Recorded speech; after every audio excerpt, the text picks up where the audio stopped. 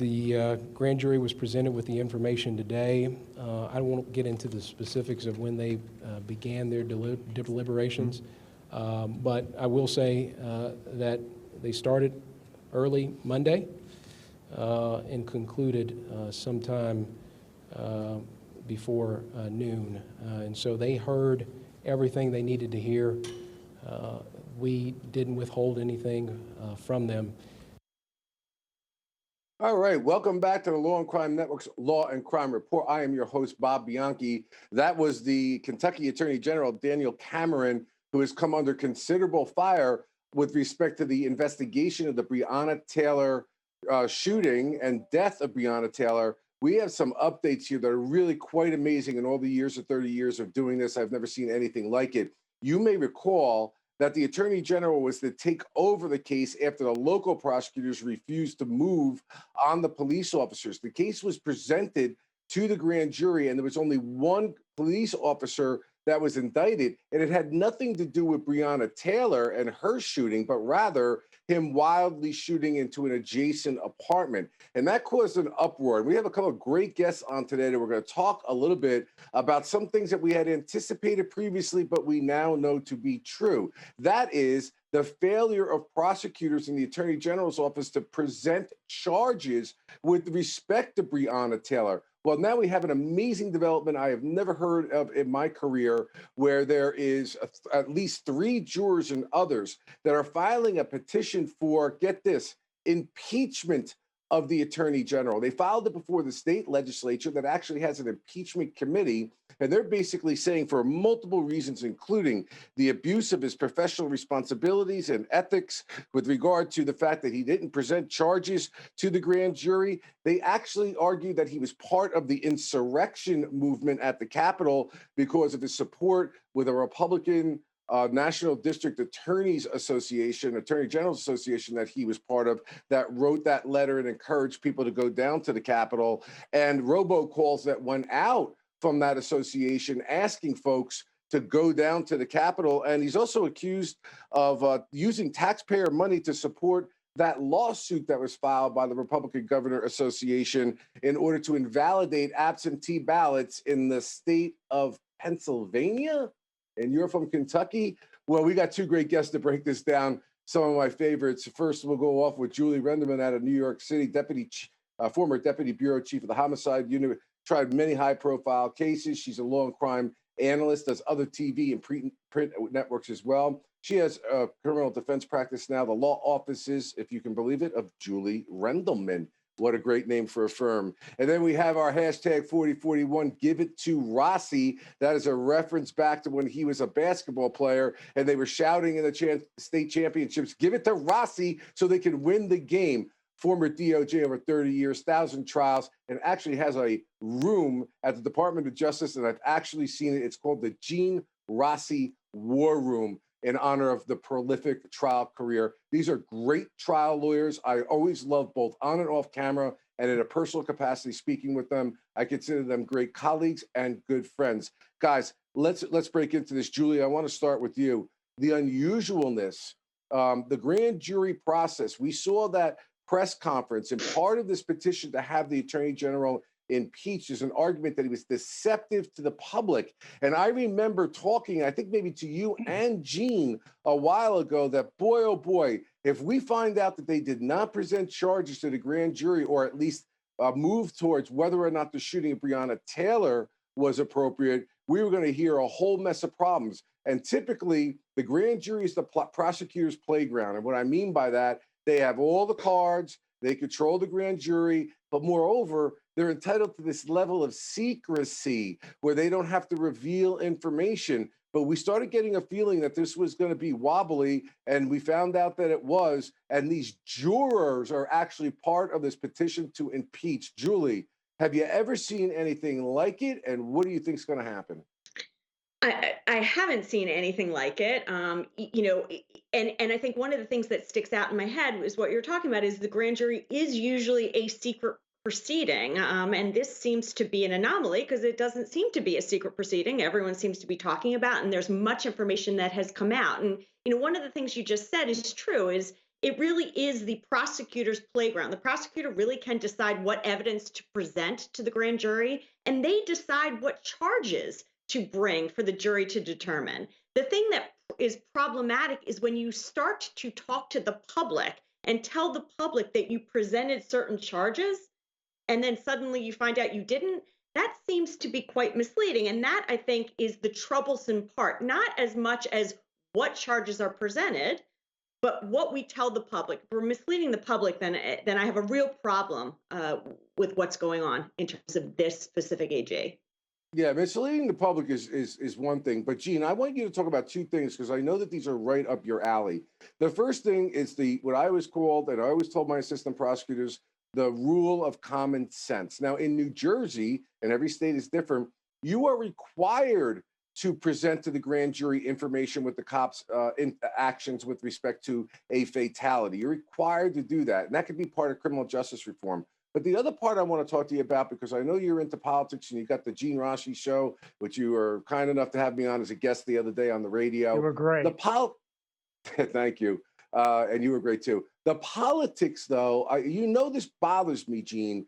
Having politics infused in legal things is a toxic cocktail, and these are elected officials, attorney generals, and therefore many times may be catering to a court of public opinion or a political view rather than just calling it straight down the line with regard to the law and the facts. Comment on any of that, Gene, because I know that you must be apoplectic about this.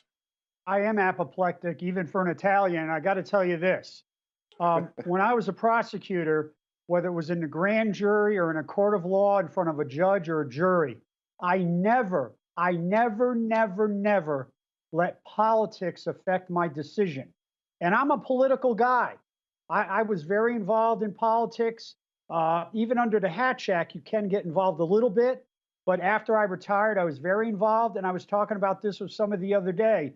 But when you enter that room of a prosecutor, the office of a prosecutor, you have to have a lobotomy and take politics out of your brain. And what really bothers me about Dan Cameron, the Attorney General of Kentucky, is, as Julie alluded to, he played politics. He gave the public, he ran his mouth and gave the public the impression that they had presented homicide or manslaughter charges for all three officers. That was a lie, And that's damning that he played politics with the grand jury process. And he took over that case, evidently, because he wanted to take it away from politics. But he injected it into the court, into the grand jury room. Terrible. Yeah, and guys, I can't emphasize this enough. It's the prosecutor that's in there, not the defense team. And prosecutors have a lot of power as to what a grand jury will or will not do. And usually they want to hide behind that secrecy. But in this particular event, you knew that wasn't going to happen. So if job survival is an instinct you possess, you would want to make sure, if you weren't doing it for the right reasons, that at least you could credibly pass the straight face test and say, I presented it, and the grand jury said no. But it wasn't presented, and that is really disturbing. Let's listen to the attorney, Ben Crump, who represents the family with respect to his viewpoint on what the Attorney General has done in this case. And we question what evidence did Kentucky Attorney General send to the grand jury? That's right. Did he tell them about the probable cause affidavit that had a lie on that affidavit, which was the basis for which the judge signed this no-knock warrant in the first place to allow them to be at Breonna's apartment and bust open her door? That's right. Because if he didn't send that, my son, well, what did he argue on Breonna's behalf? What did he argue? Did he tell them about the 12 neighbors that Sam Aguilar's office interviewed and recorded that lived in close proximity of Breonna's apartment that all said they did not hear the police knock and announce their presence? Did he let them testify before the grand jury? Did he allow the one neighbor who they keep proclaiming that heard the police knock and announce Yeah, that one. testify before the grand jury, even though, Tamika, as I understand, on 2 previous occasions, he declared that he did not hear the police knock and announce. Wow. So is this the only person out of her apartment complex did he allow to testify before the grand jury? That doesn't seem fair. That doesn't seem like you're fighting for Breonna. That doesn't seem like you're putting forth evidence for justice for Breonna. You know, Julie, I got to say, when I came into the head prosecutor's position, I was already a criminal defense attorney, a former assistant prosecutor, but I was also a civil rights litigator. And I knew very well the importance of making sure that the community felt that I's were dotted, T's were crossed. I built relationships with them in the community and said, just give me time to dispassionately go forward with the grand jury with regard to a police involved fatality. And afterwards, you can come to the press conferences, you can ask questions. I was not afraid to tell them exactly what it was that we did, because I knew, everyone knows, the power of the prosecutor to essentially get what they want in that grand jury proceeding. And you know why you do things like that if you're a competent prosecutor? To avoid exactly what Ben Crump is saying, casting doubt over the proceeding. Julie, talk to me about that. And where do they go from here in order to have a presentation to the grand jury that very well may not indict the police officers in the case? We just don't know. But I believe the community, and even myself as a lawyer, have lost faith in the competency at a minimum of the presentation.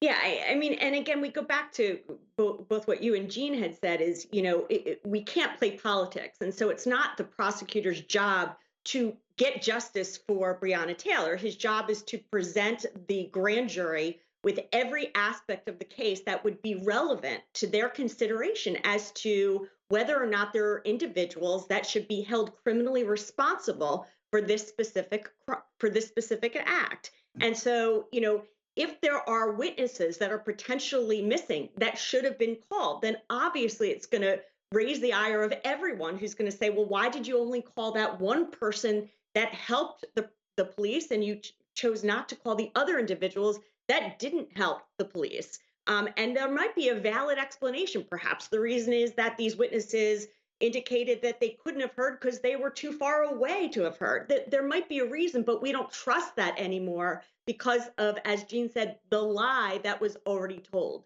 Now, there's certain pieces of evidence, i.e. the probable cause affidavit. I'm not so clear that that would come in.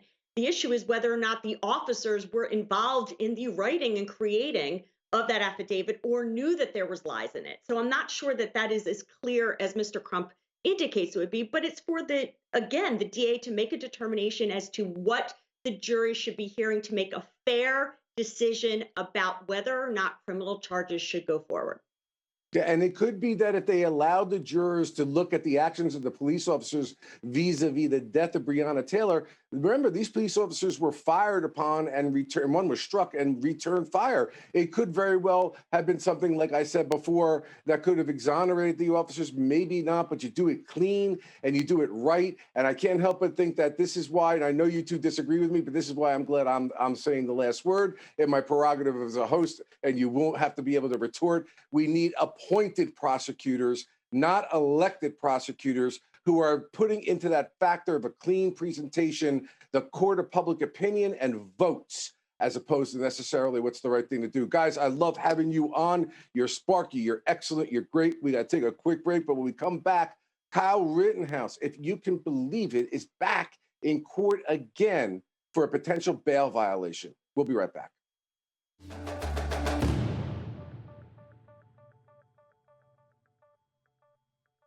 We are here today for arraignment in this matter on behalf of Mr. Rittenhouse.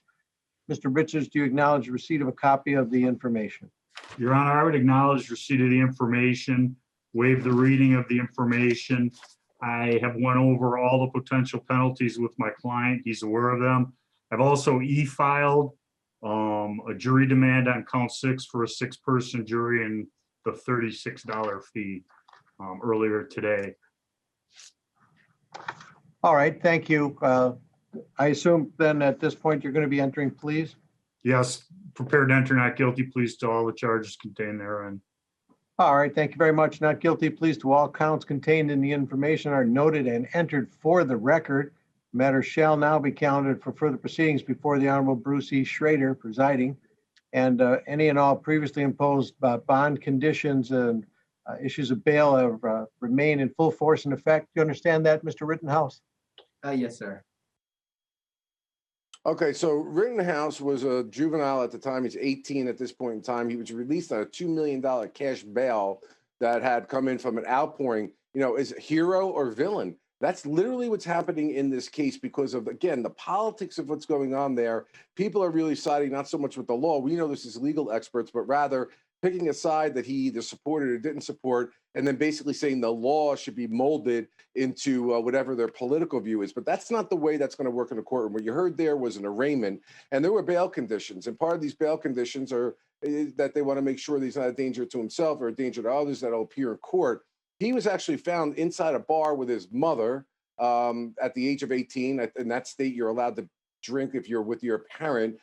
He had had a couple of drinks. He was spotted doing that. He was taking pictures with individuals in like a celebrity status. 5 of the men that are alleged to be Proud Boys were taking pictures with him, and he was seen flashing white supremacist hand signals, that upside down okay.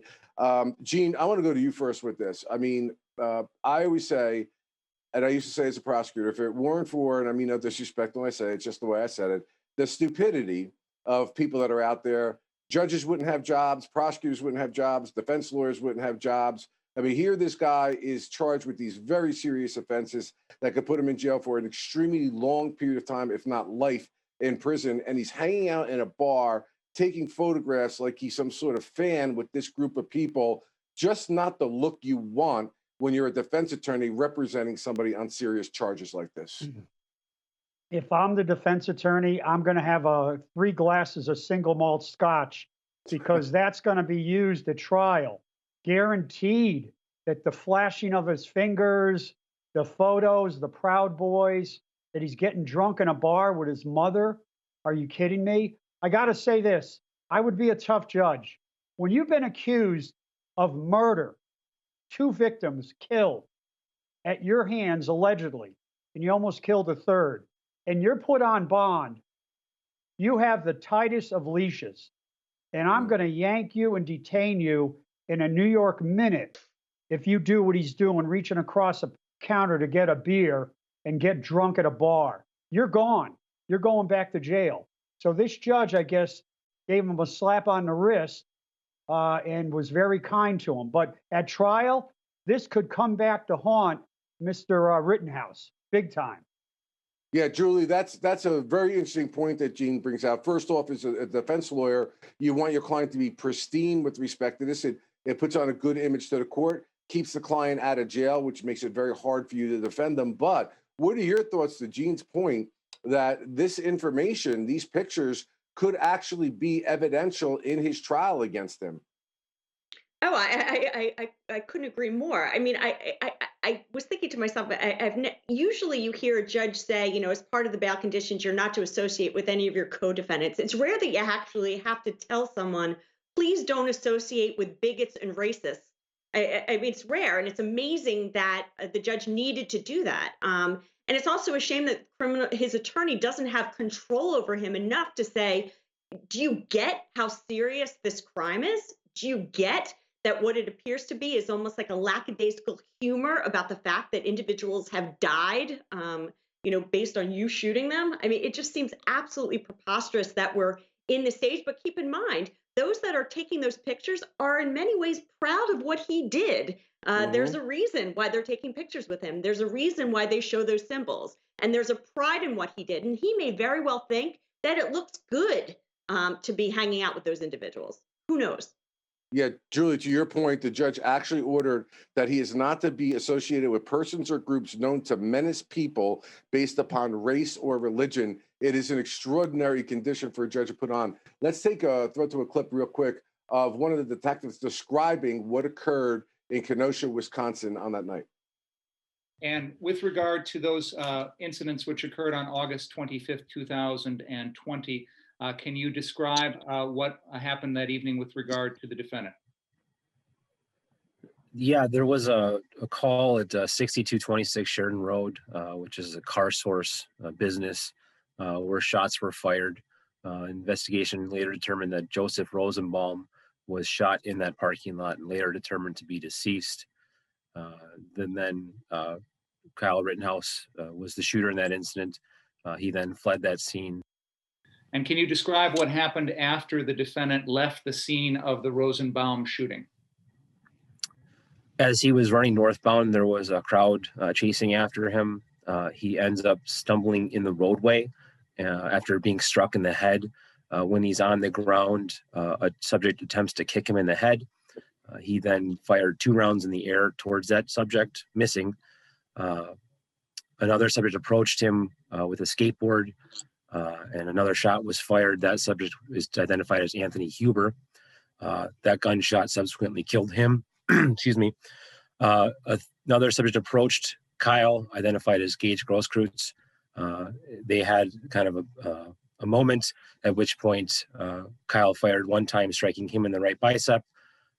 Kyle's then able to get up and get away from that scene. All right, guys, let's put our law and crime defense lawyer hats on, just like we would do in law school. We argued one case on the side of the prosecutor, the other case on the side of the defense. There is a self-defense claim here. And Julie, what I also find interesting is with regard to a lot of these people being charged for these kinds of offenses, including the capital, are using the refrain that we were called out as like citizen soldiers to protect property and to at the request of the president and other elected officials. There is some indication that the cops were did not really respond. We're giving water out to some of these folks. Bringing that all together as a defense lawyer, what are you trying to argue on his behalf, especially given the massive publicity that's occurred in this case? And maybe lastly, Julie, what kind of jury do you look for? So you're not looking for an impartial jury. You're looking for a jury that has a certain political view, and it's probably not going to be my political view. But I think, let me just start with the self-defense claim. Let me be clear, regardless how I feel about the individuals that Mr. Rittenhouse chooses to associate with, I do believe he has the right to a fair and impartial trial. And so I do think there is potentially evidence of self-defense.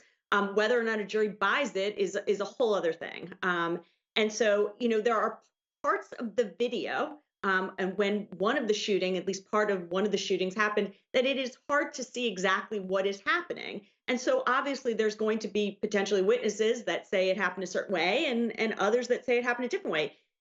The one thing that is clear, at least in that initial part, is whether or not the other individual, the person who died, had a weapon. Were they a real danger to Mr. Rittenhouse? We know in at least one of the separate claims that one of the individuals other than Mr. Rittenhouse did, in fact, at the end of the day, have a gun in his hand. Will that be a basis for self-defense? It very well may be. And so certainly I think that as a trial attorney, I'm going to focus on the potential self-defense claims within those facts, and also, make it clear that it wasn't necessarily his decision to be out there. It was the community who embraced him and wanted him to be out there with his gun guarding the front of these locations because of the dangers that were happening, the rioting that was occurring. And that's what his job was. And so he was simply doing what he was asked to do. And therefore, you have to give him a break. Gene, let's talk a lot about jury psychology here, because to me, it always comes down to the jury. And I was always very careful in how I pick jurors.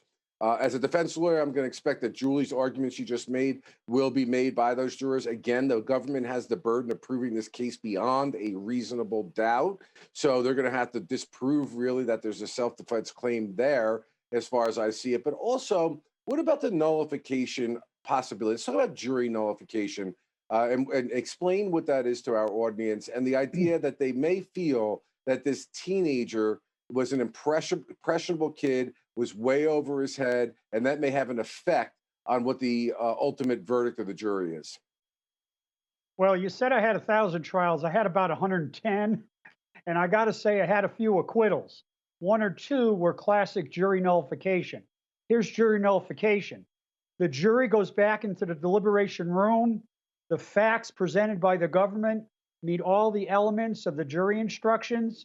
Yet, for whatever reason, the jurors decide not to apply the law to the facts, and they basically exonerate the defendant. They nullify the law. That's jury nullification. I don't know if that's going to happen here, but you could possibly have a hung jury depending on the jury whom you pick for the reasons Julie said. Putting my defense attorney hat on, he has, defense attorney here, I'm acting, he does have a possible self-defense argument.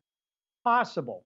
It all depends on what the jury instructions for Wisconsin are for self-defense. But he also has what I call I'm really stupid and malleable defense. He's a very impressionable kid. He drove or got transported himself from Illinois to Wisconsin. He thought he was going to be this big hero protecting private property. He's got his AK-47 or whatever firearm he had.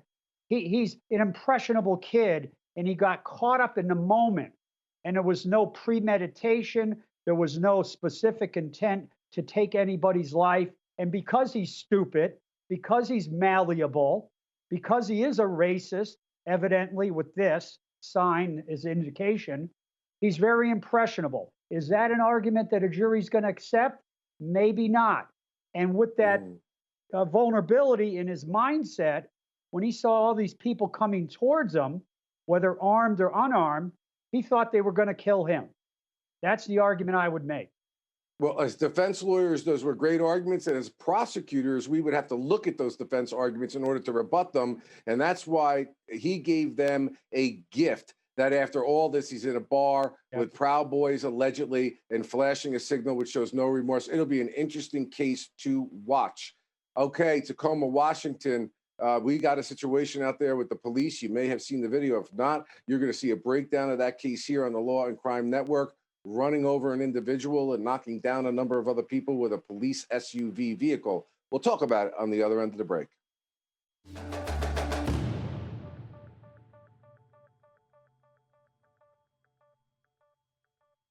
All right, welcome back to the Law and Crime Report. I'm your host, Bob Bianchi. Tacoma, Washington, this Saturday at about 6:19, police were receiving 911 calls because there were individuals that were doing donuts and burnouts on the street. The crowd had developed and was watching it, and the police responded. And then a altercation, for lack of a better expression, occurred when individuals had surrounded the vehicle that led to a video recording of the incident. I warn you right now, this recording is disturbing, so if you are not into watching disturbing things, just shut it off for at least a minute or so, and we will be back on the other end. Let's take a look. Hit those people. Oh my God! Oh shit! Oh my God! Fuck! Holy fuck! Oh my God! All right, Julie, let me throw to you first on this. I mean, the argument from the police department, at least as right now, it's under investigation, but they're saying that the officer was in fear of his life, that he was being surrounded by the vehicle and they were pounding on the windows. And therefore, he did what you saw on that video. You saw a number of people were knocked down, and one person was literally under the back wheels of that vehicle getting run over. I won't give you my commentary until I hear what you have to say, Julie, because I'm pretty much anticipating it's going to be what I think. Yeah, this one, I have mixed feelings, and it reminds me back to, I've had several leaving the scene of an accident cases where a client has either hit a pedestrian and then was the car was surrounded and basically, trying to get in to get him. And so what did he do? He drove off. And so suddenly there was a leaving the scene of the accident claim, and his defense was, well, I can't stay at an accident if I'm going to get killed myself. Now, obviously, police officer is in a different position. He has a weapon. He can call for backup. And I do, I wonder if there's other video that can take us a little closer to see exactly what was happening in terms of whether or not they had weapons, whether they were using just their fists to try to get into the vehicle. You can tell that the vehicle at some point backs up a little bit as though he's trying to get out of the area. But he does seem to move awfully aggressively in terms of when he goes forward. And I'm not sure he needed to do that to get out of the situation. And that's what caused at least one of the individuals to be under the vehicle. And so I think that this is one of those cases that I do want a little more information before I give you my kind of opinion as to what my thoughts are in regards to this. Yeah, and Gene, I agree with Julie completely. A lot of times you get a video and people jump to conclusions, but we've also seen that we get a paucity of a video in the beginning of a case that looks really bad for the cop. And then as time goes on and after public opinion has formed, the other videos surface that give much more credence as to what the officers were doing. But from an optical point of view, officers, I wonder about the training that's going on here. I don't suggest in my mind at all that this officer got up that day, said, oh, let me go to a place where people are doing drag racing and burning, doing donuts and stuff like that. And if my car gets surrounded, I'll have an opportunity to kill somebody. Nevertheless, to Julie's point, it just seemed to go from, zero to like really hitting the gas and hitting the pedal. There was no doubt about the fact that people were going to get run over, it would seem to me. What are your thoughts about all this? I agree with Julie that I have mixed feelings because if he did not exercise proper discretion, he could have turned his lights on. He could have used a foghorn or something to give them a heads up that he's driving away, and then he should drive away slowly. But then you got to see what else was going on around him. Were people yelling, "We're going to kill you"? Were people banging on the door? Did anybody have an object where they were going to break through the window? We don't know what was in the mind of the officer. And this could be a tough case either way. It's not just what you see on that video. There could be more there. And thank goodness people got hurt, but nobody got killed. Thank goodness.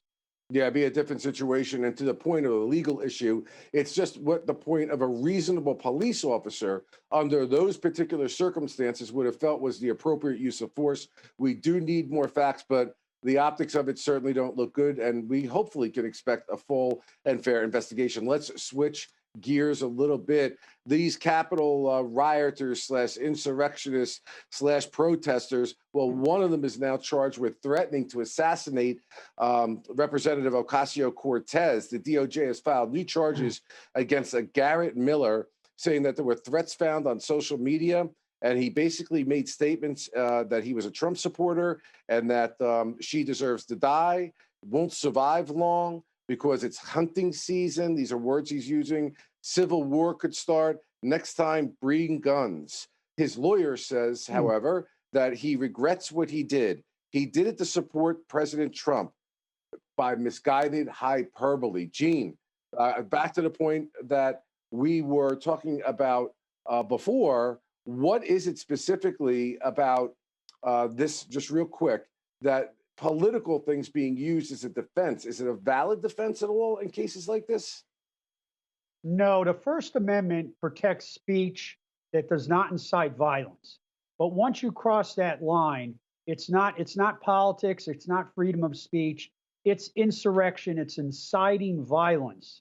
And these individuals, especially Mr. Garrett, he committed both insurrection, which attacks the authority of a government, and also sedition, which hinders or delays the execution of a law by a government. And on that day, January 6th, they were voting to certify the electoral vote. But here's the thing about Mr. Garrett. He may be in deep hurt because they did a federal criminal complaint, which is just a placeholder. They're probably going to indict him on equal or more serious charges later. And in the meantime, the grand jury subpoenas are flowing from the U.S. Attorney's Office in D.C. and also Main Justice. And they're going to get cell phone data, emails, all kinds of documents and social media posts against not only Mr. Garrett, but other individuals with whom he may have been associating. So this is a very serious charge for him because he and others, to either kidnap and or harm and kill members of Congress, including Vice President Mike Pence. Very serious. Julie, as prosecutors, though, we have a First Amendment. I want you to talk about this because this seems to be the thing that a lot of people are talking about. And we understand that there's limitations on that First Amendment, but could this be puffery? Or as a prosecutor, don't you want to see a little bit more? People make these kind of accusations against public figures all the time. Or do you feel that this is enough and that the social media companies are right to stop these things from being published because they have, even if it's not the intention of the person, the capacity to drive other people that are not as emotionally stable to do bad things? Where does that First Amendment begin or end with cases like this? Well, when we're talking about this individual, he did more than just speak. He actually did go and into the building. So I think that there's a little more to this than simply just puffery. And so I do have trouble with also I think his attorney talked about the idea of hyperbole. This is not hyperbole. He was pretty clear of what he wants to do. And he took steps to do it. And so, that distinguishes him from, other acts of people simply venting about their dislike of somebody or saying, they would hope something happens to someone without more. One of the things that also I think is important to note is that there are many individuals that were arrested on that day or shortly thereafter when they were identified for going into the building.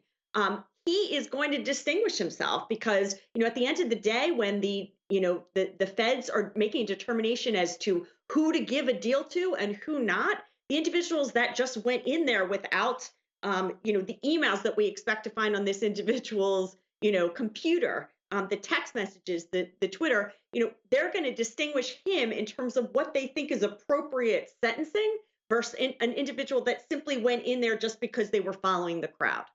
Yeah, Julie, I agree with that assessment. But Gene, let me play devil's advocate with this. He could have been writing those things about the representative. He could have gone in there, which could be a substantial step in maybe doing that. But still, prosecutors have lodged a charge that his goal, his intention, his purpose was to assassinate a congresswoman. And is it not possible without emails, without text messages showing that it could be he went in there, he was part of a crowd, he had no intention at all of carrying through an actual homicide? Well, if you're absolutely right. If that's all you have is just him going in, breaking a window, or watching people break a window when he went in and he yelled and screamed in the House and Senate chamber, he still could be guilty of insurrection and sedition. The felony murder rule or Pinkerton, that's another issue. But I will say this, this guy is facing things that he did before. There's a case called Brandenburg versus Ohio, 1960 case. You can run your mouth all you want. You can attack public figures all you want. But when you cross the line and try to incite violence, which Mr. Brandenburg did not do, but if you encourage violence, encourage people to fight, trial by combat, fight like hell, if you encourage that, then you have crossed that line and it's not protected under the First Amendment. And that's probably his problem. He not only spoke bad things, he, as Julie said, he acted on it. That's a double whammy for that guy. Okay, we're going to leave it to that legal principle of the double whammy. It's very close to the Gene Rossi polenta analogies that we get here every now and again here at the Law&Crime Network. But a Black widow murderer has just been given a reprieve by the Nevada State Supreme Court on a death row conviction, having it reversed. It's a fascinating case. We'll get to it on the other end.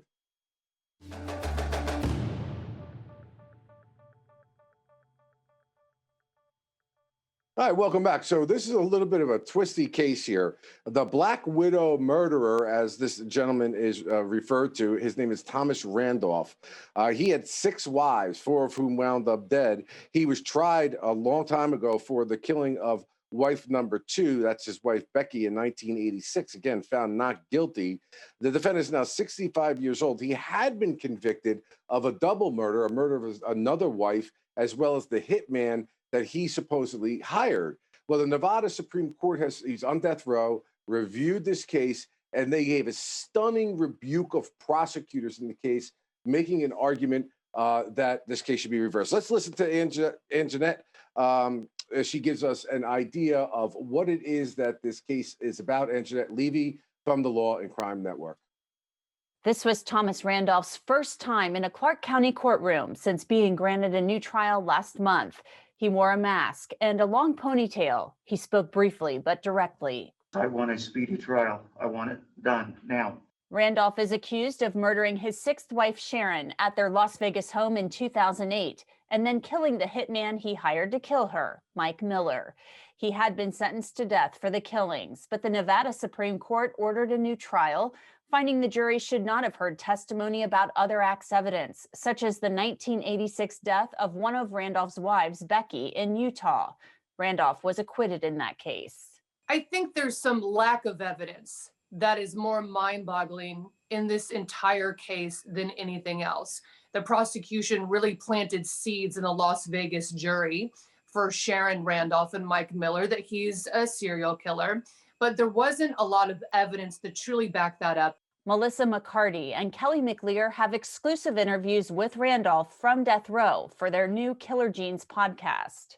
It seems like everybody and their brother wanted to bust me for drugs. That's what the Utah case is about, the drugs and all the women I had sex with. And it's not criminal. It may be not good if you're married, but or they're married, but it's not criminal. The times were different back in the 80s. Thomas Randolph has an answer for everything.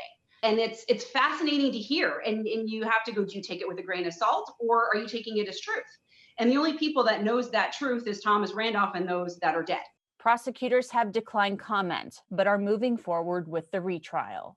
Thomas Randolph will be back in court on February 19th with new lawyers, and at that time, the judge could set a trial date. For Law and Crime Daily, I'm Anjanette Levy. All right, great job, Anjanette. And I love it, Gene Rossi, that she referred to as other act evidence, not prior bad acts, because that drives me crazy like nails on a chalkboard. But nevertheless, Gene, you have heard me go off on so many occasions about this abuse of what we refer to as Rule 404, which is other act evidence that can be used if it's relevant towards motive, opportunity, intent, plan, mistake, rebut a claim or a defense. It has to be very specifically tailored because the general rule is you can't have a trial by character assassination. Gene, you know that story I told you where I was given 5 opportunities to use 404 evidence. I only used 2, and it saved the conviction because the Supreme Court said he did it because it went to motive, but he didn't overdo it. Here's what the Supreme Court said in this particular case. I think it's a rebuke that's beyond, I have not seen in a court opinion. But ultimately, the state lured the jury into finding Randolph guilty based on a myriad of other bad acts that were not even marginally relevant for a non-propensity purpose, rather than constraining the testimony to evidence relevant to the crimes charged. So what do you think, Gene? I think that New Jersey case that praised you for only using 2 of the 5, as I recall from your story, was spot on. And the old phrase, pigs get fat, hogs get slaughtered. And when prosecutors try to bring in this bucket of other crime evidence, which prosecutors love to do, they're foolish. Sometimes you pray for something hard enough, you're going to get it. They got their gift, but now they have a retrial. That was very stupid on their part to throw in the kitchen sink to muddy them up. And that's the whole purpose of 404B. You have to have a specific reason, motive. And even then, a judge has to do a balancing act to see if it's unduly prejudicial. Because the guys charged for one crime don't bring in all these other crimes to make them look bad. Right. Julie, we got a limited period of time, but I'm curious about what your thoughts are. This is always gets to my point. I've never had a conviction in a homicide case reversed as a prosecutor. You can do this stuff well. You don't have to throw garbage into the case. Why does this continue to happen? Because now the case of the prosecutor is worse. It never gets better on retrial. Well, it actually may not have been good in the first place, and that might be the reason that they wanted to get this other act evidence in. It does remind me a little bit of the Durst case, because one of the issues that I believe that the court raised when they reversed was that they used this prior murder case in which there was an actual acquittal on it, and so that seemed to raise red flags for them, because the prosecutor's argument was that the murders were so similar. Got to do it clean, guys. Always love having you on. You guys are awesome experts. You can find me at Bianchi ESQ, and we have regularly scheduled program coming up next. Have a great week.